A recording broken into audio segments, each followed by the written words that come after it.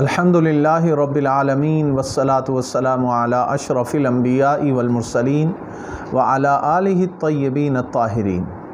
معزز و محترم ناظرین و سامعین، اللہ رب العزت کا بے پایاں لطف و کرم ہے کہ جس کی توفیق سے ماہ رمضان کی یہ بابرکت ساعتیں ہمیں نصیب ہو رہی ہیں۔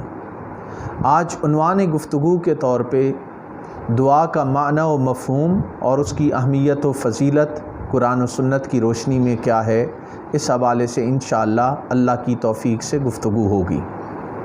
دعا کا لفظ لغت میں پکارنے کے معنی میں استعمال ہوتا ہے، عبادت کرنا، مدد طلب کرنا، سوال کرنا وغیرہ۔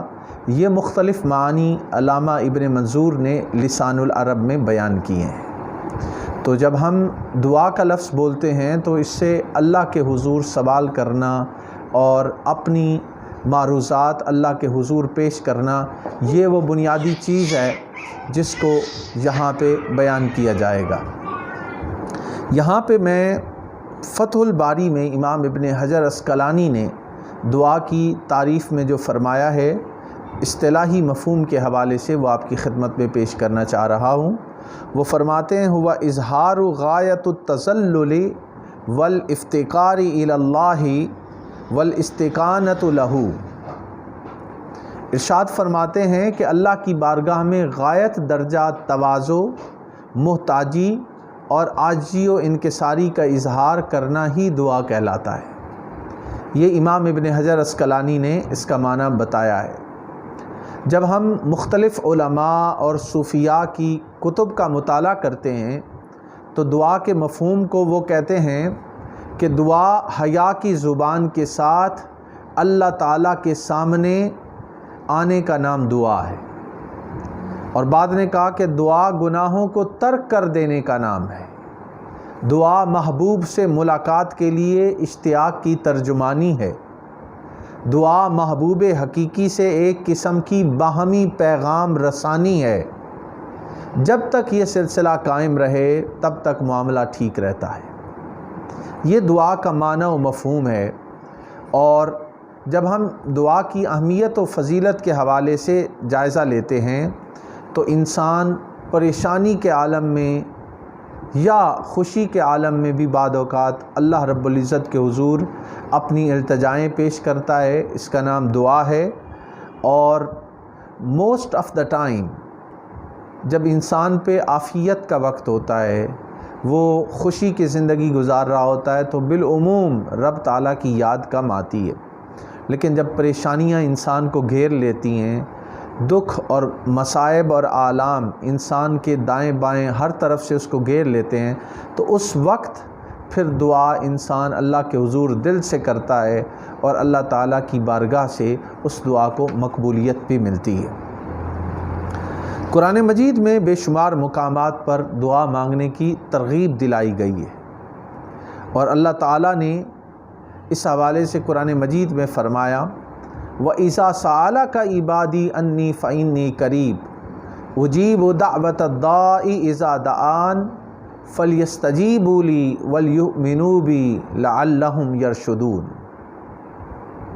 ارشاد فرماتا ہے اللہ رب العزت، اے حبیب مکرم صلی اللہ علیہ وآلہ وسلم، جب میرے بندے آپ سے میری نسبت سوال کریں تو بتا دیا کریں کہ میں نزدیک ہی ہوں، میں پکارنے والے کی پکار کا جواب دیتا ہوں جب وہ مجھے پکارتا ہے۔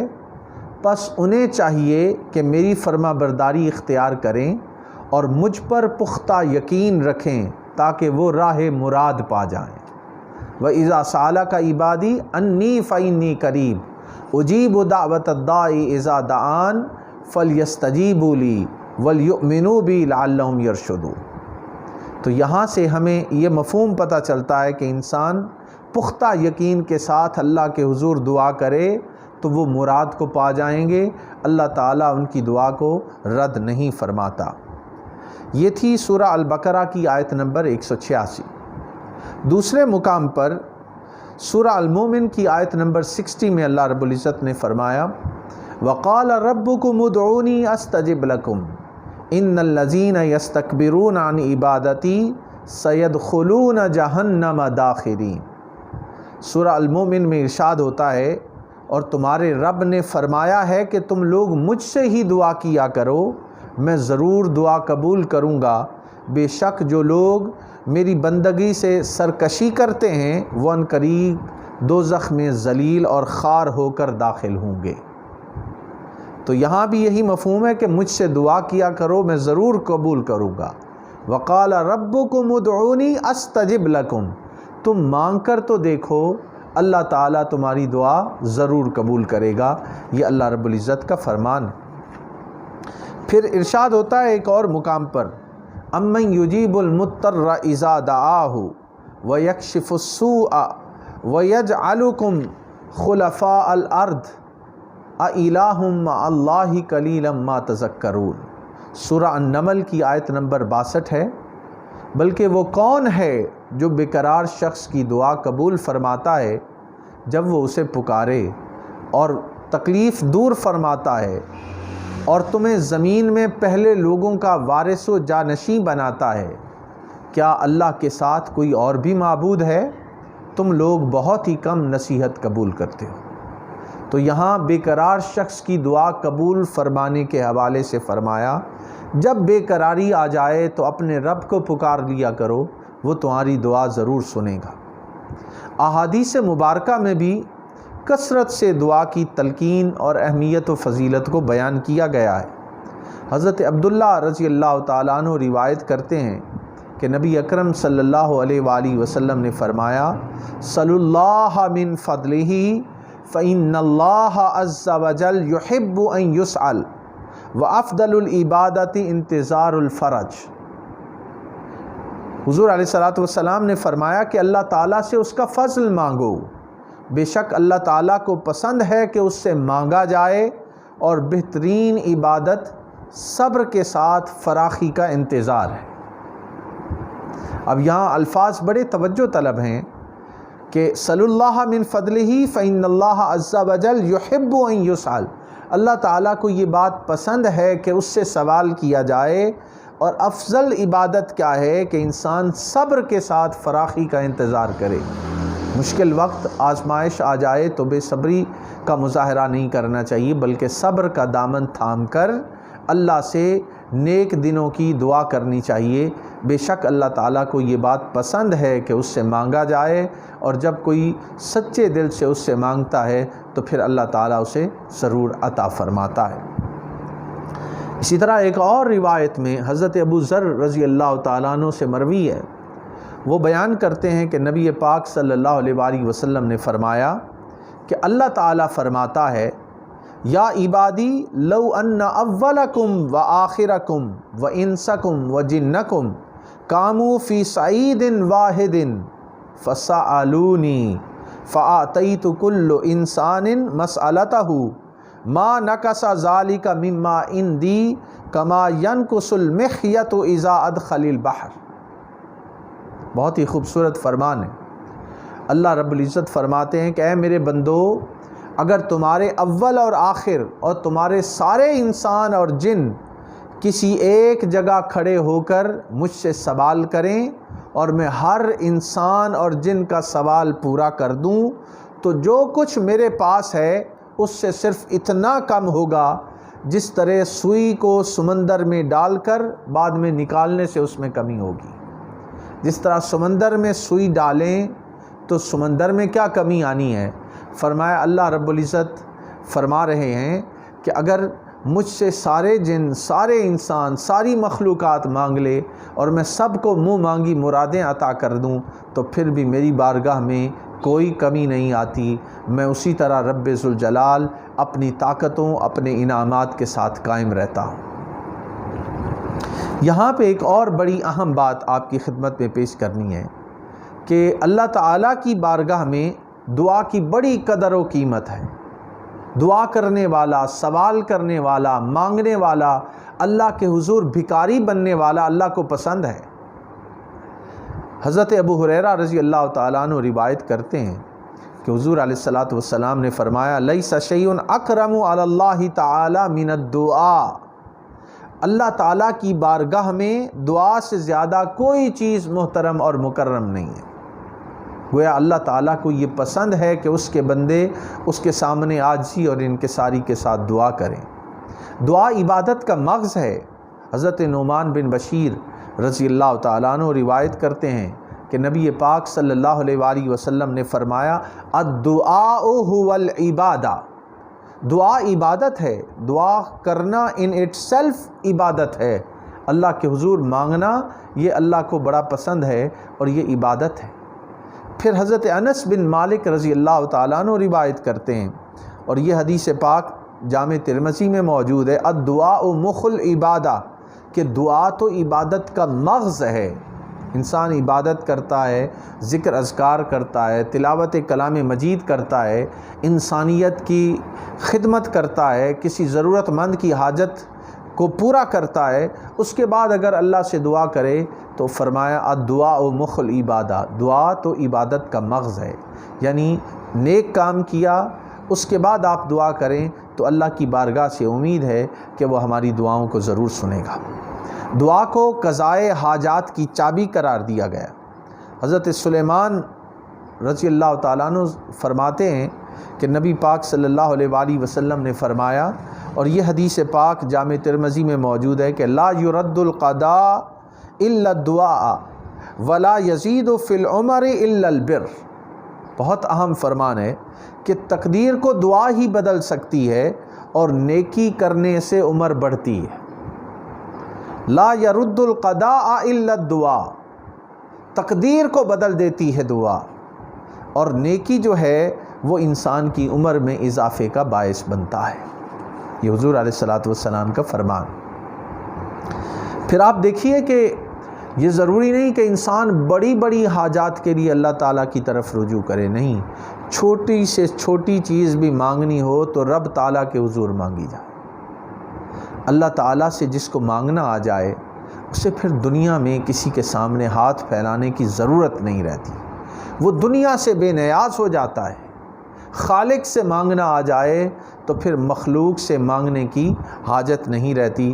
حضرت ابو ہریرہ رضی اللہ تعالیٰ عنہ روایت کرتے ہیں، اور امام بیہقی نے اسے شعب الایمان میں بیان کیا کہ صلی اللہ ما بدا لکم من حوائجکم حتی شسع النعل فإنہ ان لم یسرہ لم یتیسر۔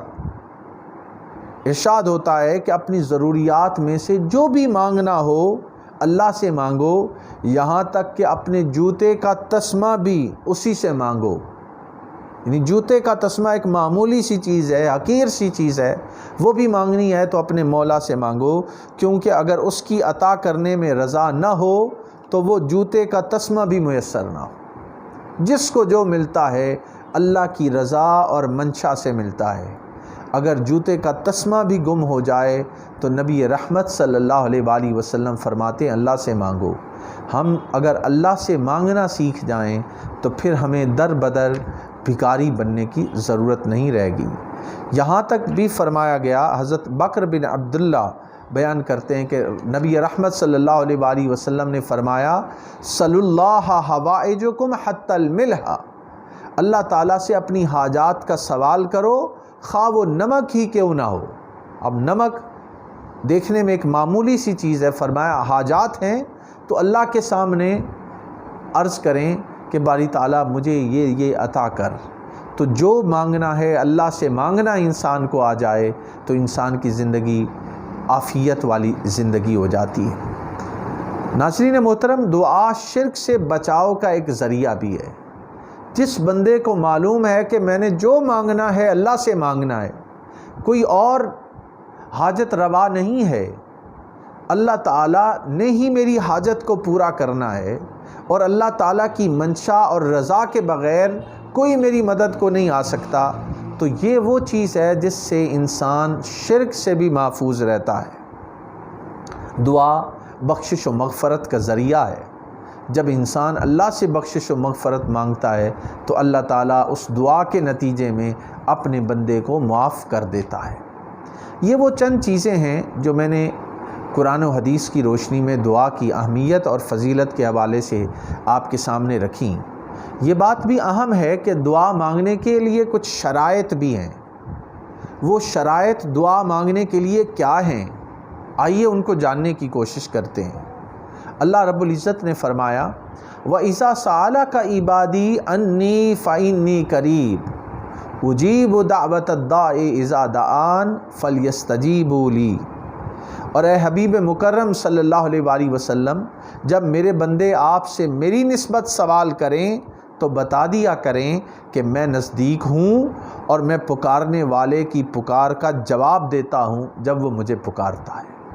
تو رب کو پکارنے پر رب تعالیٰ اس پہ جواب دیتا ہے، رب سے مانگنے پر رب تعالیٰ عطا کرتا ہے، رب تعالیٰ سے بخشش و مغفرت مانگی جائے وہ بخشش و مغفرت عطا کرتا ہے، رب سے رزق مانگا جائے وہ رزق عطا کرتا ہے، رب سے بیماریوں سے شفا مانگی جائے وہ شفا عطا کرتا ہے، رب سے ایمان کی مضبوطی اور ایمان کی لذت مانگی جائے وہ لذت عطا کرتا ہے۔ رب کے سامنے ہاتھ اٹھا کر تو دیکھیے، اللہ تعالیٰ کی بارگاہ سے ہر چیز ملے گی۔ کسی نے کیا خوب کہا کہ ہم تو مائل بکرم ہیں کوئی سائل ہی نہیں، راہ دکھلائیں کسے کوئی راہ رب منزل ہی نہیں۔ اب دیکھیے یہ اللہ تعالیٰ کا وعدہ ہے اور اللہ تعالیٰ انسان سے کیا ہوا وعدہ پورا کرتا ہے۔ اچھا، یہاں سوال پیدا ہوتا ہے کہ انسان بعض اوقات اللہ کی بارگاہ میں دعا کرتا ہے اور انسان کی دعا قبول نہیں ہوتی، اور اللہ کا وعدہ ہے مجھ سے مانگو میں دعا قبول کرتا ہوں، میں پکارنے والے کی پکار سنتا ہوں، پکار پہ جواب دیتا ہوں۔ تو پھر یہ کیا بات ہے کہ ہم اللہ کے حضور دعا کرتے ہیں اور بعض اوقات ہماری دعا قبول نہیں ہوتی؟ یہ جو انسان کی دعا قبول نہیں ہوتی یہ کسی حکمت سے خالی نہیں، ضرور اس کے اندر کوئی حکمت ہوتی ہے۔ اب انسان اس حکمت کو نہیں جان رہا ہوتا، لیکن اللہ تعالیٰ اس کی حکمتوں سے واقف ہے۔ ہو سکتا ہے کہ ہم جو کچھ مانگ رہے ہوں اللہ تعالیٰ اس کے اندر ہمارے لیے خیر نہ دیکھ رہا ہو، اور خیر نہ ہونے کی وجہ سے وہ دعا ہماری قبول نہیں ہوتی، اور اللہ تعالیٰ اس کا بہتر ہم کو عطا کرتا ہے۔ یہ وہ بنیادی بات ہے جس کو ہمیں اپنے ذہن میں رکھنی چاہیے۔ احادیث مبارکہ میں قبولیت دعا کی کچھ شرائط بیان ہوئی ہیں، اور وہ یہ ہیں کہ انسان حرام کھانا چھوڑ دے دعا قبول ہوگی۔ غفلت اور سستی کا مظاہرہ کرنا یہ بھی دعا کی قبولیت کا سبب نہیں بنتا، جب غافل ہو کے اور سستی اور کاہلی کے انداز میں اللہ سے دعا مانگی جائے۔ اسی طرح جلد بعض لوگ ہوتے ہیں ادھر دعا کی اور وہ فوراً نتیجہ دیکھنا چاہتے ہیں۔ یہ وہ چند چیزیں ہیں جن کو احادیث نبویہ میں بیان کیا گیا کہ ایسا کرنے سے انسان کی دعا قبول نہیں ہوتی۔ اب یہاں پہ میں چند قرآن پاک سے اور پھر احادیث نبویہ سے آپ کے سامنے کچھ چیزیں پیش کروں گا۔ اللہ رب العزت نے فرمایا وَمَا أُمِرُوا إِلَّا لِيَعْبُدُوا اللَّهَ مُخْلِصِينَ لَهُ الدِّينَ حُنَفَاءَ وَيُقِيمُوا الصَّلَاةَ وَيُؤْتُوا الزَّكَاةَ وَذَلِكَ دِينُ الْقَيِّمَةِ۔ ارشاد ربانی ہے کہ حالانکہ انہیں فقط یہی حکم دیا گیا تھا کہ صرف اسی کے لیے اپنے دین کو خالص کر لیں، اللہ کی عبادت کریں، ہر باطل سے جدا ہو کر حق کی طرف یکسوئی پیدا کریں اور نماز قائم کریں اور زکوٰۃ دیا کریں، اور یہی سیدھا اور مضبوط دین ہے۔ تو گویا خدا سے جب انسان دعا کرتا ہے تو یقین کی کیفیت سے دعا کرنا چاہیے۔ یقین ضروری ہے کہ میرا رب ضرور میری دعا سنے گا، میری مدد کو آئے گا اور میری ضروریات پوری ہوں گی۔ ایک اور مقام پہ اللہ رب العزت نے فرمایا سورہ المؤمن آیت نمبر 65 میں هو الحی لا الہ الا ہو فادعوہ مخلصین لہ الدین، وہی زندہ ہے اس کے سوا کوئی معبود نہیں، بس تم اس کی عبادت کرو، اس کے لیے طاعت و بندگی کو خالص رکھتے ہوئے اس کی عبادت کیا کرو۔ تو طاعت و بندگی میں جب انسان اخلاص لے آتا ہے تو پھر اس کی دعا، اس کی التجا اور اس کی خواہش کو اللہ تعالیٰ ضرور پورا فرماتا ہے۔ یہ بات ہمیں پیش نظر رکھنی چاہیے اور سمجھنی چاہیے۔ قرآن مجید میں اللہ رب العزت نے مانگنے کا طریقہ بھی سکھایا ہے۔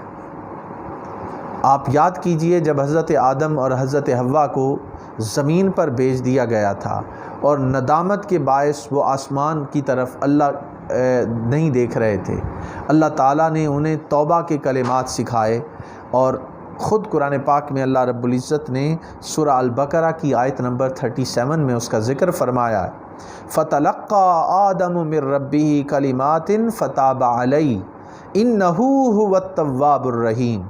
پھر آدم علیہ السلام نے اپنے رب سے عاجزی اور معافی کے چند کلمات سیکھ لیے، بس اللہ نے توبہ قبول فرما لی، بے شک وہی بہت توبہ قبول کرنے والا مہربان ہے۔ تو خود فرمایا جا رہا ہے کہ انہو هو التواب الرحیم، بہت زیادہ توبہ قبول کرنے والا اور بہت زیادہ رحم فرمانے والا ہے۔ اگر آدم علیہ السلام کی اللہ نے دعا سن لی ہے تو کوئی وجہ نہیں ہے کہ ہم اگر اخلاص کے ساتھ، للہیت کے ساتھ، خلوص کے ساتھ دل سے اللہ سے دعا کریں اور وہ ہماری دعا نہ سنیں، یہ ہو نہیں سکتا۔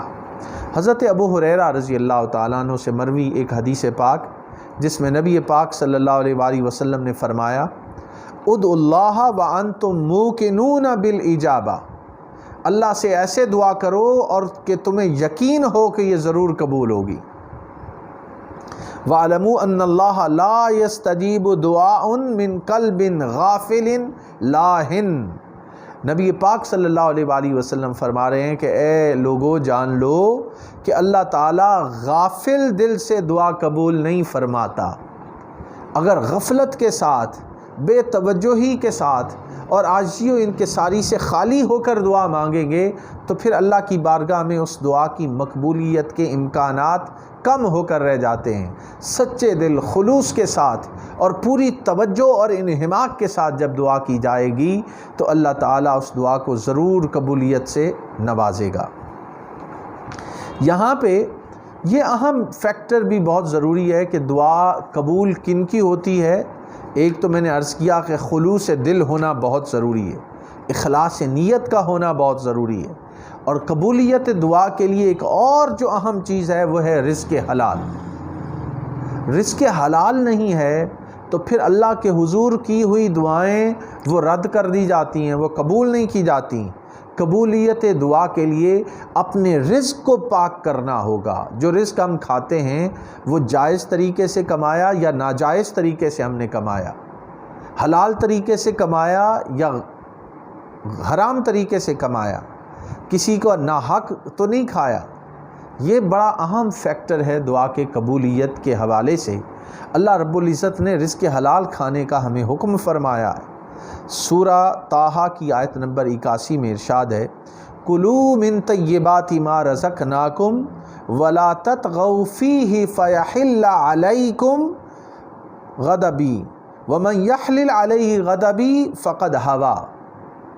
ارشاد ہوتا ہے کہ ان پاکیزہ چیزوں میں سے کھاؤ جن کی ہم نے تمہیں روزی دی ہے اور اس میں حد سے نہ بڑھو، ورنہ تم پر میرا غضب واجب ہو جائے گا، اور جس پر میرا غضب واجب ہو گیا سو وہ واقعی ہلاک ہو گیا۔ وَمَن يَحْلِلْ عَلَيْهِ غَضَبِي فَقَدْ هَوَا، وہ ہلاک ہو گیا۔ تو دیکھیے ہلاکت سے بچنے کا ایک ہی طریقہ ہے کہ رزق حلال کھایا جائے۔ رزق حلال کا لقمہ جب انسان کے پیٹ میں جاتا ہے اور پھر وہ اپنے رب کے حضور دعا کے لیے ہاتھ اٹھاتا ہے تو اس کی دعا یقینی طور پر قبول ہوتی ہے۔ اسی طرح حضور نبی اکرم صلی اللہ علیہ وآلہ وسلم نے حضرت سعد رضی اللہ تعالیٰ عنہ کو فرمایا کہ اے سعد اپنی کمائی پاک رکھو، تمہاری دعا قبول ہوگی۔ یہ امام حیثمی نے مجمع الزوائد میں بیان کیا ہے کہ حضور علیہ السلام نے فرمایا اپنی کمائی پاک رکھو، تمہاری دعا قبول ہوگی۔ تو وہ دوست، وہ بھائی، وہ بہنیں جو یہ شکوہ کرتی ہیں کہ ہماری دعا قبول نہیں ہوتی، تو دیکھیں کہ کہیں ہمارا رزق وہ کہیں حرام کا تو نہیں ہے، اس کے اندر حرام کی ملاوٹ تو نہیں ہے۔ حرام کی ملاوٹ ہے تو فکر مند ہونے کی ضرورت ہے، اور اگر حرام کا نہیں ہے تو اخلاص سے اللہ سے مانگتے رہیں، اللہ تعالی ہماری دعاؤں کو ضرور شرف قبولیت بخشے گا۔ ایک اور بڑی اہم بات دعا کی قبولیت کے لیے وہ ہے اپنے گناہوں کا اعتراف کرنا اور اپنے گناہوں پر سچے دل سے نادم اور شرمندہ ہونا اور اللہ کے حضور توبہ کرنا۔ توبہ کرنے سے بھی اللہ تعالیٰ پھر انسان کے لیے اپنی رحمت کے، اپنی بخشش کے، اپنی عطاؤں کے، اپنی توجہات کے دروازے کھول دیتا ہے۔ قرآن مجید نے اس حوالے سے بڑی اہم بات بیان کی کہ دلوں کا سبب، یعنی دلوں کو غفلت جو ہے وہ گناہوں کی وجہ سے لگتی ہے، اور دل غافل ہو جاتے ہیں انسان کے۔ اللہ رب العزت نے فرمایا وَآخَرُونَ اعْتَرَفُوا بِذُنُوبِهِمْ خَلَطُوا عَمَلًا صَالِحًا وَآخَرَ سَيِّئًا عَسَى اللَّهُ أَن يَتُوبَ عَلَيْهِمْ إِنَّ اللَّهَ غَفُورٌ رَحِيمٌ۔ اور دوسرے وہ لوگ کہ جنہوں نے اپنے گناہوں کا اعتراف کر لیا، انہوں نے کچھ نیک عمل کیے اور دوسرے برے کاموں کو غلطی سے ملا جلا دیا ہے، قریب ہے کہ اللہ ان کی توبہ قبول فرما لے، بے شک اللہ تعالیٰ بڑا بخشنے والا نہایت مہربان ہے۔ تو اب یہ دیکھیے کہ خلطوا عملا صالحا، کہ انسان سچے دل سے توبہ کرے اور گناہوں سے اپنے آپ کو باز کرنے کی کوشش کرے، تو پھر قبولیت کا امکان بڑھ جاتا ہے۔ یہ تو وہ چیز ہے جس سے انسان کی دعا کے قبول ہونے کے امکانات بڑھ جاتے ہیں۔ معزز حاضرین و سامعین، دعا کرنے کے آداب کیا ہیں یہ بھی ہمیں معلوم ہوتے ہیں۔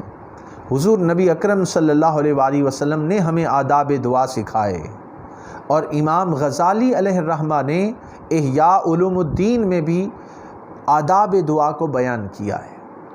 امام غزالی علیہ الرحمہ کی پوری ڈسکشن کا خلاصہ یہ ہے کہ وہ کہتے ہیں کہ دعا کے آداب کچھ ظاہری ہیں اور کچھ باطنی آداب ہیں۔ جو باطنی آداب ہیں اس میں توبہ، حضور قلب، اللہ پر توکل اور نا امیدی سے دوری یہ شامل ہے، جبکہ ظاہری آداب میں نماز، روزہ، صدقہ و خیرات، طہارت، قبلہ رو ہونا، خوشبو لگانا، پست آواز میں اللہ سے دعا کرنا، ہاتھوں کو اٹھانا، دعا کے بعد ہاتھوں کو چہرے پر پھیرنا، حمد و ثنا اور درود و سلام، ان چیزوں کو مقدم رکھنا یہ دعا کے قبولیت کے لیے ضروری ہے۔ یہ امام غزالی علیہ الرحمہ نے احیاء علوم الدین میں بیان کیا ہے۔ اب ہم اس کو حدیث نبوی اور احادیث نبوی اور سنت مبارکہ کی روشنی میں دیکھتے ہیں کہ آداب دعا کیا ہے۔ پہلی جو اہم بات ہے وہ یہ ہے کہ قبلہ رو ہو کر دعا کرنا یہ حضور علیہ الصلاۃ والسلام کی احادیث سے ثابت ہے۔ حضرت عمر بن خطاب رضی اللہ تعالیٰ عنہ روایت کرتے ہیں کہ جب غزوہ بدر کا دن تھا، حضور علیہ الصلاۃ والسلام نے مشرکین کی طرف دیکھا تو وہ 1000 تھے اور آپ کے ساتھی تقریباً 313 تھے۔ جب حضور علیہ الصلاۃ والسلام نے تعداد کے اس ڈفرنس کو دیکھا تو حضور علیہ الصلاۃ والسلام نے اپنا رخ مبارک قبلہ کی طرف کر لیا اور ہاتھ اٹھا کر بآواز بلند اللہ کے حضور دعا کی۔ وہ دعا کیا تھی؟ فرمایا اللہم انجز لی ما وعدتنی، اللہم آت ما وعدتنی، اے اللہ تو نے مجھ سے جو وعدہ کیا ہے اس کو پورا فرما دے۔ اے اللہ تو نے جس چیز کا مجھ سے وعدہ کیا ہے وہ مجھے عطا فرما دے۔ اللہم ان تہلک ہذہ العصابۃ من اہل الاسلام لا تعبد فی الارض۔ حضور علیہ السلام نے عرض کی اے باری تعالیٰ، اہل اسلام کی یہ جماعت اگر ہلاک ہو گئی تو پھر روئے زمین پر تیری عبادت نہیں کی جائے گی۔ یہ حضور علیہ الصلاۃ والسلام نے قبلہ رو ہو کر دعا کی، اور صحیح مسلم کی کتاب الجہاد والسیر باب الامداد بالملائکۃ فی غزوۃ البدر میں اس کو بیان کیا گیا ہے، اور حدیث نمبر ہے 1763۔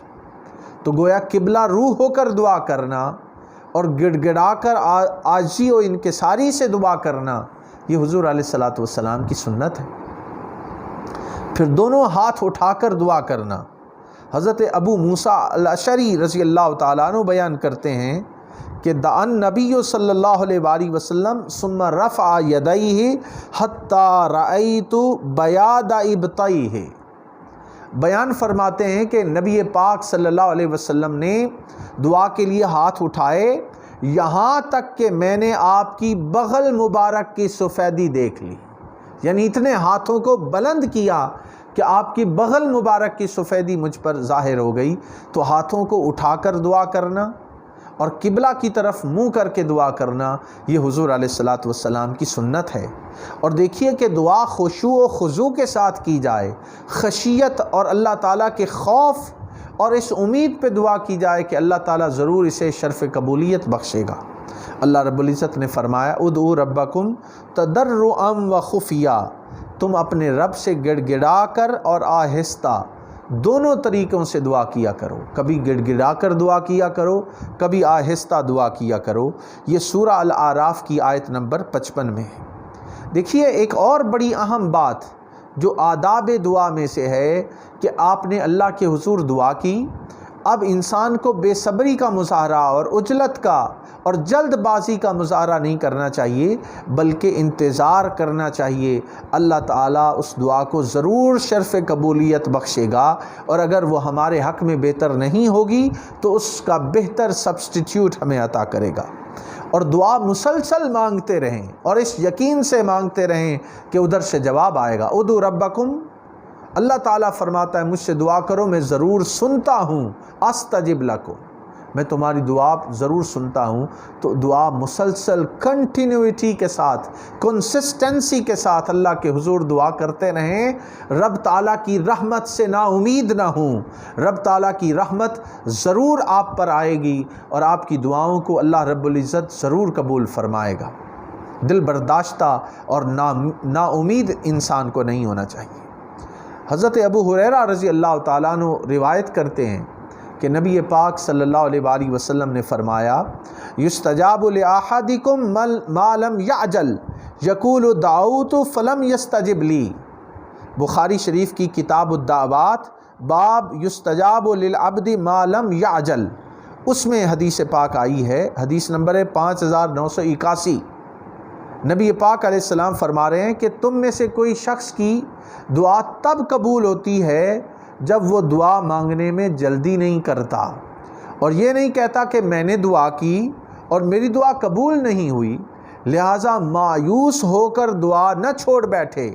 یہ حضور علیہ الصلاۃ والسلام کے فرمان کا ہے کہ مایوسی، اور اگر انسان کی دعا فوری طور پہ قبول نہیں ہوئی تو وہ دعا کرنا ترک نہ کرے، نہیں، مانگتا رہے استقامت کے ساتھ، دل جمی کے ساتھ، پورے یقین کے ساتھ۔ اللہ تعالیٰ کی رحمت ضرور اس کی طرف متوجہ ہوگی اور اس کی دلی مراد بر آئے گی اگر وہ کنسسٹنسی کے ساتھ دعا کرتا ہے اور جلد بازی نہیں کرتا، تو دعا کی قبولیت یقینی طور پہ اس کے سامنے آ کر رہے گی۔ یہاں پہ حضرت عائشہ صدیقہ رضی اللہ تعالی عنہ کا روایت کردہ ایک فرمان جو انہوں نے حضور علیہ الصلاۃ والسلام سے نقل کیا کہ نبی پاک صلی اللہ علیہ وآلہ وسلم نے فرمایا ان اللہ لا يحب الملحین فی الدعاء، لا يحب الملحین فی الدعاء، کہ بے شک اللہ تبارک و تعالی دعا میں اصرار کے ساتھ مانگنے والے کو پسند فرماتا ہے۔ دعا میں اصرار کیجئے، اللہ کے حضور اصرار کے ساتھ دعا کیجئے۔ اللہ تعالیٰ کو اصرار کرنے والا، بار بار مانگنے والا، بار بار التجا کرنے والا بڑا پسند ہے۔ تو یہ حضور علیہ الصلاۃ والسلام کا فرمان بھی ہمیں پیش نظر رکھنا چاہیے۔ ایک اور بڑی اہم چیز جو قبولیت دعا کا سبب بنتی ہے وہ ہے درود و سلام، کہ دعا کے اول اور آخر میں اگر درود پڑھا جائے تو دعا کی قبولیت یقینی ہونے کو علماء نے اور بعد صحابہ کرام سے بھی ہمیں روایات ملتی ہیں۔ حضرت فضالہ بن عبید رضی اللہ تعالیٰ عنہما روایت کرتے ہیں کہ نبی پاک صلی اللہ علیہ وآلہ وسلم نے ایک آدمی کو نماز کے بعد دعا کرتے ہوئے سنا، جبکہ اس نے نہ اللہ کی تعریف کی اور نہ نبی اکرم صلی اللہ علیہ وآلہ وسلم پر درود بھیجا۔ تو نبی پاک صلی اللہ علیہ وآلہ وسلم نے فرمایا اس بندے نے دعا کرنے میں جلدی کی۔ پھر اسے بلا کر یا پھر کسی اور دوسرے سے فرمایا اذا صلی احدکم فلیبدأ بتمجید ربہ، اذا صلی احدکم فلیبدأ بتمجید ربہ جل وعز والثناء علیہ ثم یصلی علی النبی صلی اللہ علیہ وآلہ وسلم ثم یدعو بعد بما شاء۔ یہ فرمان اس کو ابو داؤد نے اپنی سنن میں، امام ابو داؤد سنن ابی داؤد میں اس کو بیان کرتے ہیں کہ حضور علیہ الصلوۃ والسلام نے فرمایا جب تم میں سے کوئی نماز پڑھے تو اپنے رب کی حمد و ثنا بیان کرے، پھر نبی پاک پر درود بھیجے، اس کے بعد جو چاہے دعا کرے۔ تو دعا کرنے کا طریقہ سکھا دیا کہ ایسے ڈائریکٹ نہیں مانگو، پہلے اللہ کی حمد و ثنا بیان کرو، اللہ کی تعریف کرو، اس کی عظمت و شان کو بیان کرو، اس کے بعد نبی رحمت صلی اللہ علیہ وآلہ وسلم پر درود و سلام بھیجو، پھر جو چاہو مانگو اللہ تعالیٰ عطا کرے گا۔ اور جو بات میں نے عرض کی کہ دیکھیے درود شریف اگر بعد علماء نے بیان کیا اور عرفاء نے بیان کیا کہ اگر دعا کے شروع اور آخر میں درود شریف کو ذکر کر لیا جائے تو وہ دعا قبولیت کا باعث بنتی ہے۔ کیسے؟ آپ دعا کرتے ہیں، درود شریف پڑھتے ہیں، اللہم صلی علی محمد وعلی آلہ وصحبہ وبارک وسلم۔ دیکھیے اللہ تعالیٰ تو فرماتا ہے ان اللہ وملائکتہ یصلون علی النبی یا ایھا الذین آمنوا صلوا علیہ وسلموا تسلیما، بے شک اللہ اور اس کے تمام فرشتے نبی پاک پر درود بھیجتے رہتے ہیں۔ تو اللہ تعالیٰ اور اس کے فرشتے تو درود بھیج رہے ہیں اور بھیجتے رہتے ہیں، جب انسان بھی بھیجتا ہے یا ایھا الذین آمنوا صلوا علیہ وسلموا تسلیما، تو اللہ تعالیٰ اس کو قبول کیوں نہیں فرمائے گا؟ جس دعا کی ابتدا بھی درود و سلام ہے اور جس دعا کی انتہا بھی درود و سلام ہے، اللہ تعالیٰ کی ذات سے یہ بعید نہیں ہے۔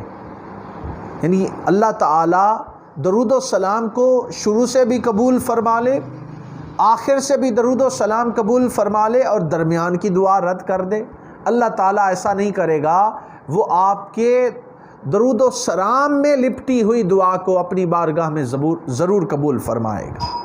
یہاں پہ ایک بڑا اہم فرمان میں حضرت عمر ابن خطاب رضی اللہ تعالیٰ عنہ کا آپ کی خدمت میں پیش کرتا ہوں۔ فرمایا ان الدعاء موقوف بین السماء والارض لا یصعد منہ شیء حتی تصلی علی نبیک۔ فرمایا گیا حضرت عمر ابن خطاب رضی اللہ تعالیٰ عنہ بیان کرتے ہیں کہ دعا زمین و آسمان کے درمیان ٹھہری رہتی ہے اور اوپر کی طرف نہیں جاتی، یعنی قبول نہیں ہوتی جب تک تم اپنے نبی مکرم صلی اللہ علیہ وآلہ وسلم پر درود نہ بھیجو۔ جب انسان نبی پاک پر درود بھیجتا ہے تو حضرت عمر فاروق رضی اللہ تعالیٰ عنہ بیان کر رہے ہیں کہ وہ دعا پھر ٹھہری نہیں رہتی بلکہ وہ اللہ تعالیٰ کی ذات تک پہنچ جاتی ہے اور دعا کو قبولیت مل جاتی ہے۔ اس کو جامع ترمذی میں بیان کیا گیا، باب ما جاء فی فضل الصلاۃ علی النبی صلی اللہ علیہ وآلہ وسلم، اور حدیث نمبر ہے 486۔ اس کو حضرت عمر ابن خطاب نے بیان کیا۔ دعا کی قبولیت کا ایک اور سبب جو میں نے پہلے عرض کیا وہ حمد و ثنا ہے کہ اس کو انسان کو ضرور اللہ کی حمد و ثنا، اللہ کی پاکی، اللہ کی شان کو بیان کرے تو دعا کو قبولیت ملتی ہے۔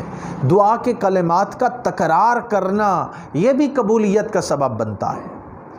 حضور علیہ الصلوۃ والسلام سے مروی روایت ہے کہ 3 بار افضل ہے کہ 3 بار تکرار کیا جائے۔ حضرت عبداللہ ابن مسعود رضی اللہ تعالیٰ عنہ روایت کرتے ہیں کہ ان رسول اللہ صلی اللہ علیہ وآلہ وسلم کان یعجبہ ان یدعو ثلاثا ویستغفر ثلاثا، بے شک رسول اللہ صلی اللہ علیہ وآلہ وسلم 3 مرتبہ دعا اور 3 مرتبہ استغفار کرنا پسند فرماتے، یعنی اس کو ریپیٹ کرتے 3 دفعہ۔ تو دعا کو ریپیٹ کرنا یہ بھی اس کی قبولیت کا سبب بنتا ہے۔ اور دوسری اہم بات جو اس میں یہ بھی ہے کہ دعا کے بعد منہ پر ہاتھ پھیرنا بھی حضور علیہ السلام کی سنت ہے۔ آپ نے دعا کی اور دعا مانگنے کے بعد اپنے چہروں پر ہاتھ پھیر لینا یہ بھی حضور علیہ السلام کی سنت سے ثابت ہے۔ حضور علیہ السلام نے اس کی تلقین فرمائی ہے۔ حضرت عمر ابن خطاب رضی اللہ تعالیٰ عنہ روایت کرتے ہیں کہ کان رسول اللہ صلی اللہ علیہ وسلم اذا رفع یدیہ فی الدعاء لم یحطہما حتی یمسح بہما وجہہ۔ جامع ترمذی میں بیان کیا گیا کہ حضور نبی اکرم صلی اللہ علیہ وآلہ وسلم دعا کے لیے ہاتھ اٹھاتے تو اپنے چہرہ اقدس پر پھیرنے سے پہلے ہاتھ نیچے نہ چھوڑتے، یعنی اپنے چہرے پاک پر اپنے ہاتھ پھیر لیتے تو گویا دعا مانگنے کے بعد اپنے ہاتھوں کو اپنے چہرے پر پھیر لینا یہ نبی پاک صلی اللہ علیہ وآلہ وسلم کی سنت ہے۔ اسی طرح حضرت ابن عباس روایت کرتے ہیں کہ نبی رحمت صلی اللہ علیہ وآلہ وسلم نے فرمایا اذا دعوت اللہ فادعو ببطون کفیک ولا تدعو بظہورہما فاذا فرغت فامسح بہما وجہک۔ جب اللہ تعالیٰ سے دعا کرو تو اپنے ہاتھ کی ہتھیلیوں سے دعا کیا کرو، نہ کہ ان کی پشت سے، اور جب دعا سے فارغ ہو جاؤ تو اپنے ہاتھوں کو منہ پر مر لو۔ یہ حضرت ابن عباس نے حضور علیہ السلام کی روایت بیان کی ہے، اور سنن ابن ماجہ میں امام ابن ماجہ نے اس کو روایت کیا ہے۔ حدیث نمبر ہے 3866۔ اس سے یہ بات معلوم ہو گئی کہ دعا کرنا اور دعا کے لیے ہاتھ اٹھانا اور ہاتھ اٹھانے کے بعد دعا ختم ہونے پر چہرے پہ پھیر لینا یہ حضور علیہ الصلاۃ والسلام کا ہمیں حکم ہے۔ یہاں دعا کی قبولیت کے لیے ایک اور بڑی اہم چیز ہے کہ انسان نے زندگی میں جو اخلاص کے ساتھ نیکی کی ہوتی ہے وہ بھی اللہ تعالیٰ کو بڑی پسند ہے اور وہ اس دعا کو قبول کرتا ہے۔ میں اس حوالے سے ایک روایت بیان کرنا چاہوں گا جسے حضرت عبداللہ بن عمر رضی اللہ تعالیٰ عنہ بیان کرتے ہیں، اور وہ کہتے ہیں کہ حضور نبی اکرم صلی اللہ علیہ وآلہ وسلم نے فرمایا کہ ایک مرتبہ 3 آدمی جا رہے تھے کہ ان کو بارش نے آ لیا، یعنی بارش شروع ہو گئی تو انہوں نے ایک پہاڑ کی غار میں پناہ لی۔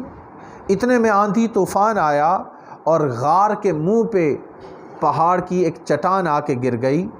یہ لوگ اس غار کے اندر بند ہو گئے اور آپس میں کہنے لگے کہ اللہ کے بندو، اپنے ان نیک اعمال کو یاد کرتے ہیں، شاید ان نیک اعمال کے سبب سے اللہ تعالیٰ ہمیں اس تکلیف سے اور اس پریشانی سے نجات عطا کرے۔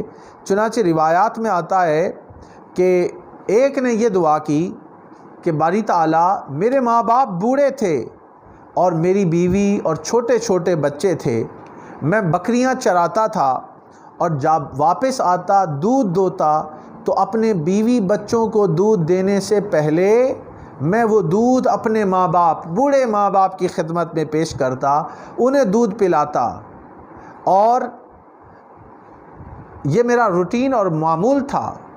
ایک دن ایسا ہوا کہ مجھے تاخیر ہو گئی۔ جب میں گھر پہنچا تو تاخیر کی وجہ سے میرے بوڑھے ماں باپ سو چکے تھے۔ میں نے حسب روایت، حسب معمول بکریوں کا دودھ دوہا، اور میرے بیوی بچے انہوں نے طلب کی کہ ہمیں پیش کیا جائے۔ بچے چیخ رہے تھے، چلا رہے تھے، مگر میں نے ان کو دودھ نہیں پیش کیا، بلکہ باری تعالیٰ ساری رات فجر تک اپنے ماں باپ کے سرہانے کھڑا، دودھ کا پیالہ تھامے ان کو پیش کرنے کے لیے کھڑا رہا، اور اپنی بچوں کو وہ دودھ نہیں دیا۔ اے اللہ تعالیٰ، اگر یہ میں نے عبادت نیکی تیرے اخلاص کے لیے کی تھی تو مولا ہمیں اس مشکل سے نجات عطا کر۔ چنانچہ روایت میں آتا ہے کہ جب اس نے یہ دعا کی اللہ کی رضا کے لیے تو تھوڑی سی کشادگی یہ ہوئی کہ تھوڑا سا پتھر غار کے منہ سے ہلا اور انہوں نے آسمان کی روشنی دیکھ لی۔ پھر دوسرے آدمی نے دعا کی کہ باری تعالیٰ، میری ایک چچا زاد بہن تھی جس سے میں جنون کی حد تک محبت کرتا تھا، اور بالآخر میں نے اپنی چچا زاد بہن سے مباشرت کی درخواست کی۔ اس نے کہا کہ انکار کر دیا اور کہا کہ پہلے 100 دینار لاؤ پھر تمہاری یہ خواہش پوری کروں گی۔ میں بڑی مشکل سے 100 دینار پورے کر کے اس کو پیش کیے، اور برائی کا ارادہ تھا۔ جب اس کے قریب ہوا تو اس لڑکی نے مجھے کہا، میری چچا زاد بہن نے مجھے کہا، اے اللہ کے بندے، اللہ سے ڈر اور ناجائز طریقے سے مہر نہ توڑ۔ تو میں اے اللہ تیری رضا کی خاطر ڈر گیا اور اس گناہ سے باز آ گیا۔ باری تعالیٰ، اگر تیری رضا کی خاطر میں نے یہ نیکی کی ہے تو مولا ہماری مشکل سے ہمیں نجات عطا کر۔ چنانچہ روایات میں آتا ہے کہ پتھر تھوڑا سا اور ہٹ گیا۔ پھر تیسرے بندے نے اللہ سے دعا کی اور کہنے لگا کہ اے کہ باری تعالیٰ میرے پاس ایک شخص مزدوری پہ کام کرتا تھا اور تقریباً 8 کلو گرام چاول کے برابر اس کی مزدوری بنتی تھی۔ جب اس نے مزدوری مکمل کی تو میں نے اس کو دینا چاہی تو مزدور نے وہ مزدوری قبول نہیں کی اور لینے سے انکار کر دیا اور وہاں سے چلا گیا۔ میں ان چاولوں کو کاشت کرتا رہا حتیٰ کہ اس کی آمدنی سے میں نے ایک بیل اور چرواہے جمع کر لیے۔ پھر کافی عرصے کے بعد وہ شخص آیا اور آ کے مجھ سے کہنے لگا کہ اللہ سے ڈرو اور میرا حق نہ مارو۔ باری تعالیٰ میں نے وہ بیل اور چرواہے اسے کہا کہ یہ جاؤ لے جاؤ۔ اس نے کہا کہ میرے ساتھ مذاق نہ کر، اللہ سے ڈر اور میرا حق مجھے دے۔ تو میں نے اسے کہا کہ یہ وہی کمائی ہے جو میں تجھے دینا چاہا تھا، وہ بڑھتے بڑھتے یہاں تک پہنچی ہے، میں اللہ کی رضا کی خاطر تمہیں دیتا ہوں۔ باری تعالیٰ اگر میرا یہ عمل نیکی کی خاطر تیری رضا اور خوشنودی کے لیے تھا تو مولا ہمیں اس مشکل سے نجات عطا کر۔ حضور علیہ السلام نے بیان فرمایا کہ پتھر غار کے دہانے سے اس کے منہ سے ہٹا اور وہ وہاں غار سے باہر آ گئے۔ تو اپنے اعمال کو اللہ کے حضور دعا کے لیے پیش کرنا، اپنی نیکی کو پیش کرنا، یہ بھی بعد اوقات انسان کی دعا کی قبولیت کا باعث بنتا ہے۔ اس کو یہ جو روایت میں نے بیان کی اسے امام مسلم نے اپنی الصحیح میں بیان کیا، کتاب الذکر والدعاء، باب قصۃ اصحاب الغار الثلاثہ والتوسل بصالح الاعمال، اس کے اندر امام مسلم نے اس کو بیان کیا ہے اور حدیث نمبر ہے 2743۔ اب یہاں پہ دعا کی مقبولیت کیسے ہوتی ہے وہ پہلو ہم نے ڈسکس کر لی ہے۔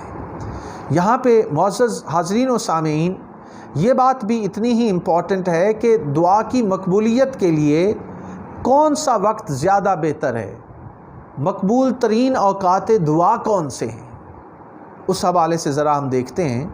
تو سحری کا وقت وہ دعا کی قبولیت کا بڑا شاندار وقت ہوتا ہے۔ اللہ رب العزت نے قرآن پاک میں فرمایا والمستغفرین بالاسحار، یہ لوگ رات کے پچھلے پہر اٹھ کر اللہ سے معافی مانگنے والے ہیں۔ تو رات کے پچھلے پہر اٹھ کر اللہ سے معافی مانگنا یہ دعا کی قبولیت کا سبب ہے۔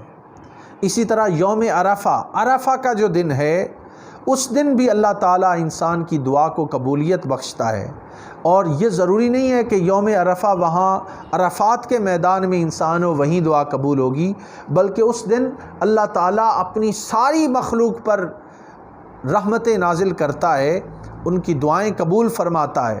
حضرت عمرو بن شعیب رضی اللہ تعالیٰ عنہ اپنے والد کے واسطہ سے روایت کرتے ہیں، اور والد جو ہے انہوں نے اپنے باپ سے روایت کی کہ حضور نبی پاک صلی اللہ علیہ وآلہ وسلم نے فرمایا خیر الدعاء دعاء یوم عرفہ، کہ بہترین دعا یوم عرفہ کی دعا ہے۔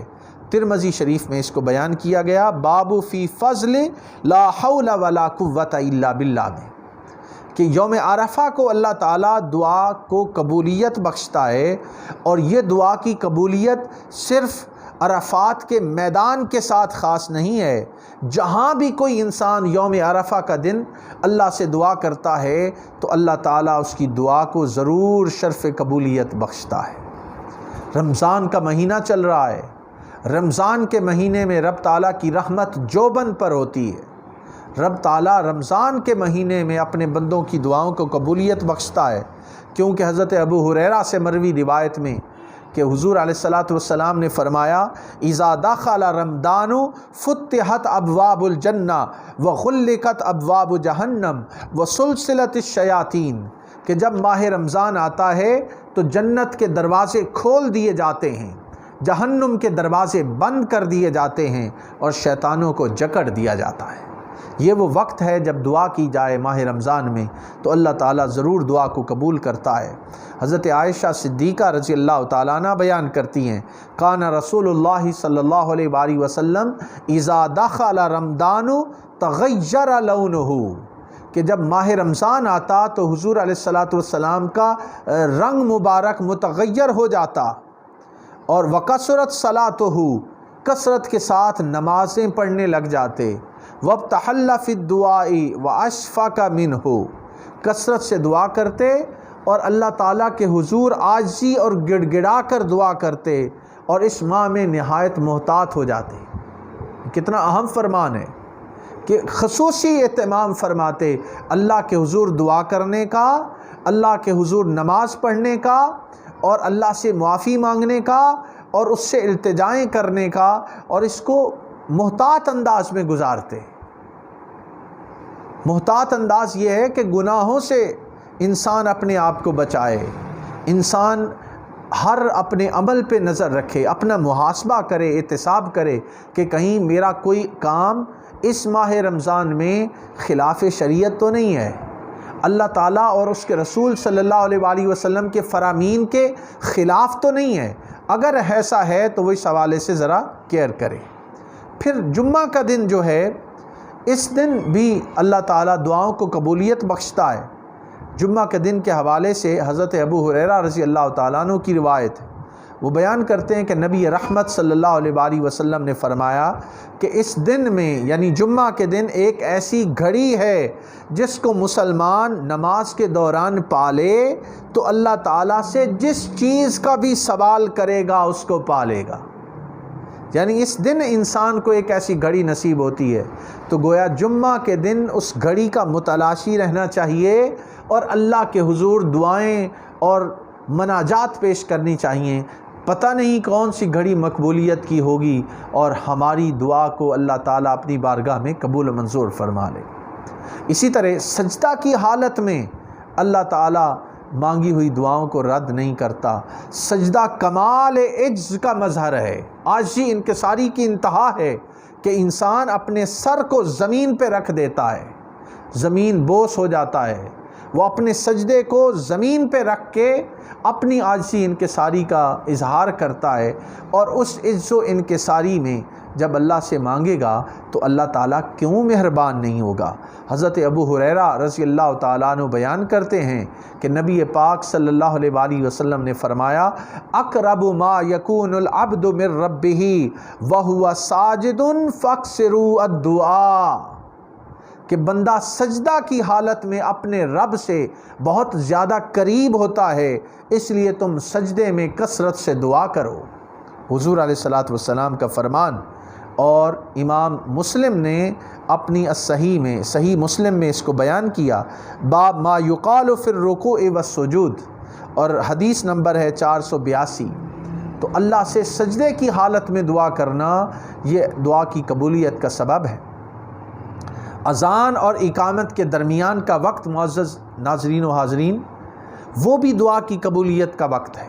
اذان اور اقامت کے درمیان کا وقت، اذان ہونے کے بعد بندہ مسجد میں جا کے باجماعت نماز کے انتظار میں بیٹھا ہوتا ہے، اس دوران مانگی ہوئی دعا اللہ تعالیٰ ضرور سنتا ہے۔ حضرت انس ابن مالک سے روایت ہے کہ حضور نبی اکرم صلی اللہ علیہ وآلہ وسلم نے فرمایا الدعاء لا يرد بین الاذان والاقامہ، کہ اذان اور اقامت کے درمیان مانگے جانے والی دعا رد نہیں ہوتی۔ اس کو جامع ترمذی میں بیان کیا گیا، باب ما جاء فی ان الدعاء لا يرد بین الاذان والاقامہ، اذان اور اقامت کے درمیان اللہ سے مانگا جائے تو دعا کو اللہ تعالیٰ قبول کرتا ہے۔ اسی طرح فرض نماز کے بعد دعا مانگی جائے تو اللہ تعالیٰ اس دعا کو ضرور سنتا ہے۔ احادیث مبارکہ میں اس کی تفصیلات موجود ہیں۔ حضرت ابو امامہ رضی اللہ تعالیٰ عنہ بیان کرتے ہیں کہ نبی پاک صلی اللہ علیہ وآلہ وسلم کی خدمت میں عرض کیا گیا، حضور علیہ الصلوۃ والسلام کی بارگاہ میں عرض کیا گیا، یا رسول اللہ کون سی دعا زیادہ سنی جاتی ہے؟ آپ صلی اللہ علیہ وآلہ وسلم نے فرمایا رات کے آخری حصے میں کی گئی دعا اور فرض نمازوں کے بعد کی گئی دعا جلد قبول ہوتی ہے۔ یہ حدیث پاک جامع ترمذی میں حدیث نمبر ہے 3499، باب ما جاء فی عقد التسبیح بالید، اس میں بیان کیا گیا کہ فرض نماز کے بعد اور رات کے آخری حصے میں دعا کی گئی اللہ تعالیٰ اس کو ضرور سنتا ہے۔ تو فرض نمازوں کے بعد، نماز پڑھنے کے بعد انسان کو دعا کا خصوصی اہتمام کرنا چاہیے، یہ بڑی اہم بات ہے۔ اب یہ بات بھی بڑی اہم ہے کہ دعا مانگنے کا سلیقہ کیا ہے۔ سلیقہ اللہ رب العزت نے قرآن پاک میں ہمیں بیان کیا اور حضور علیہ الصلاۃ والسلام کی احادیث میں بھی ملتا ہے۔ فرض نمازوں کے بعد کون سی دعا کرنی چاہیے؟ تو ایک تو عرض یہ ہے کہ اللہ رب العزت نے قرآن پاک میں جن دعاؤں کا ذکر فرمایا ہے وہ بڑی مقبول دعائیں، ان دعاؤں سے دعا کرنی چاہیے۔ سورہ فاتحہ وہ خود ایک دعا ہے۔ سورہ فاتحہ وہ قرآن پاک کی تعلیمات کا نچوڑ ہے اور معرف قرآن کا سمندر ہے۔ وہ اللہ کے حضور سورہ دعا جس کو ہر نماز میں ہم پڑھتے ہیں، ہر رکعت میں پڑھتے ہیں، یہ خود ایک دعا ہے۔ اور حضرت جابر بن عبداللہ روایت کرتے ہیں حضور نبی اکرم صلی اللہ علیہ وآلہ وسلم سے کہ آپ نے فرمایا افضل الذکر لا الہ الا اللہ و افضل الدعاء الحمدللہ، بہترین ذکر لا الہ الا اللہ ہے اور بہترین دعا الحمدللہ ہے۔ دنیا و آخرت کی بھلائی کی دعائیں قرآن پاک نے ذکر کی ہیں۔ ربنا آتنا فی الدنیا حسنۃ وفی الآخرۃ حسنۃ وقنا عذاب النار۔ اب یہ ایسی دعا ہے کہ آپ نماز کے بعد پڑھتے ہیں کہ دنیا اور آخرت کی ساری بھلائیاں آپ نے اللہ رب العزت سے مانگ لی۔ پھر آپ دیکھیے استقامت اور ثابت قدمی کی دعا، اس کو سورہ آل عمران کی آیت نمبر 8 میں کہا ربنا لا تزغ قلوبنا بعد اذ ہدیتنا وہب لنا من لدنک رحمہ انک انت الوہاب۔ یہ سورہ آل عمران کی آیت نمبر 8 ہے۔ پھر ربنا افرغ علینا صبرا وتوفنا مسلمین۔ اسی طرح نقصان سے نجات کرنے کی دعا جسے حضرت آدم اور حوا نے مانگا ربنا ظلمنا انفسنا وان لم تغفر لنا وترحمنا لنکونن من الخاسرین۔ اسی طرح نماز میں استقامت کی دعا کا ذکر ہے رب اجعلنی مقیم الصلاۃ ومن ذریتی ربنا وتقبل دعا۔ کینہ اور بغض سے نجات کی دعا قرآن نے ذکر کی، یہ سورہ الحشر کی آیت نمبر 10 میں ربنا اغفر لنا ولاخواننا الذین سبقونا بالایمان ولا تجعل فی قلوبنا غلا للذین آمنوا ربنا انک رؤوف الرحیم۔ دعائے مغفرت قرآن میں ذکر ہوئی سورہ المؤمنون آیت نمبر 109 میں ربنا آمنا فاغفر لنا وارحمنا وانت خیر الراحمین۔ اے ہمارے رب ہم ایمان لے آئے پس تو ہمیں بخش دے اور ہم پر رحم فرما، اور تو ہی سب سے بہتر رحم فرمانے والا، وانت خیر الراحمین۔ اسی طرح اور بے شمار دعائیں ہیں، میں ان سب کا یہاں ذکر نہیں کر سکتا۔ دعا ہے ربنا لا تؤاخذنا ان نسینا او اخطأنا ربنا ولا تحمل علینا اصرا کما حملتہ علی الذین من قبلنا ربنا ولا تحملنا ما لا طاقة لنا به واعف عنا واغفر لنا وارحمنا انت مولانا فانصرنا علی القوم الکافرین۔ یہ سورہ البقرہ اس کی آیت نمبر 286 میں بڑی شاندار دعا ہے کہ اے ہمارے رب اگر ہم بھول جائیں یا خطا کر بیٹھیں تو ہماری گرفت نہ فرما۔ اے ہمارے پروردگار ہم پر اتنا بوجھ نہ ڈال جیسا تو نے ہم سے پہلے لوگوں پر ڈالا تھا۔ اے ہمارے پروردگار ہم پر اتنا بوجھ بھی نہ ڈال جسے اٹھانے کی ہم میں طاقت نہیں، اور ہمارے گناہوں سے درگزر فرما اور ہمیں بخش دے اور ہم پر رحم فرما۔ تو ہی ہمارا کارساز ہے، پس ہمیں کافروں کی قوم پر غلبہ عطا فرما۔ یہ معزز سامعین و ناظرین ایسی بے شمار دعائیں قرآن مجید میں ان کا ذکر ملتا ہے۔ نیک اولاد کے لیے دعا مانگنے کا طریقہ بتایا گیا، علم میں اضافے کی دعا رب شرح لی صدری ویسر لی امری، دعا اولاد کے لیے دعا مانگنے کی، انشراح صدر کی دعا، فتح و نصرت کی دعا، بے شمار دعائیں قرآن مجید میں ذکر ہیں۔ اگر آپ اس حوالے سے ان دعاؤں کے ساتھ اللہ سے مانگیں گے تو پھر ہماری دعا یقینی طور پہ اللہ کی بارگاہ میں قبول ہوگی۔ یہاں پہ فرض نمازوں کے بعد مسنون دعائیں بھی مذکور ہیں۔ میں ساری کا احاطہ اس گفتگو میں نہیں کر سکتا، لیکن 2 دعائیں جو مجھے بڑی پسند ہیں وہ آپ کے سامنے پیش کرتا ہوں حدیث پاک کے ریفرنس سے، کہ فرض نمازوں کے بعد حضور علیہ السلام کون سی دعائیں مانگا کرتے تھے۔ یہ ایک مسلمان، ایک امتی ہونے کے ناطے ہمارے ذہن میں ایک سوال ہو سکتا ہے۔ تو حضرت معاذ ابن جبل رضی اللہ تعالیٰ عنہ روایت کرتے ہیں کہ رسول اللہ صلی اللہ علیہ وسلم نے ایک دن ان کا ہاتھ پکڑ کر فرمایا، معاذ ابن جبل کہہ رہے ہیں کہ نبی رحمت صلی اللہ علیہ وآلہ وسلم نے میرا ہاتھ پکڑ لیا اور فرمایا، اے معاذ میں تم سے محبت کرتا ہوں۔ حضرت معاذ نے عرض کیا، یا رسول اللہ صلی اللہ علیہ وسلم میرے ماں باپ آپ پر قربان ہوں، میں بھی آپ سے محبت کرتا ہوں۔ پھر آپ صلی اللہ علیہ وآلہ وسلم نے فرمایا، اے معاذ میں تمہیں نصیحت کرتا ہوں کہ ہر نماز کے بعد یہ دعا مانگنا ہرگز نہ چھوڑنا۔ نبی پاک علیہ السلام نے نصیحت کی کن کو؟ حضرت معاذ ابن جبل کو۔ وہ دعا کیا تھی؟ اللہم اعنی علی ذکرک و شکرک و حسن عبادتک، اللہم اعنی علی ذکرک و شکرک و حسن عبادتک، اے اللہ اپنے ذکر، شکر اور اچھی طرح عبادت کی ادائیگی میں میری مدد فرما۔ یہ دعا مانگنے والی ہے جو حضور علیہ السلام نے بیان فرمائی۔ اسی طرح حضرت عبداللہ ابن عباس سے مروی ہے کہ حضور علیہ السلام جو دعائیں کیا کرتے تھے وہ کیا تھی؟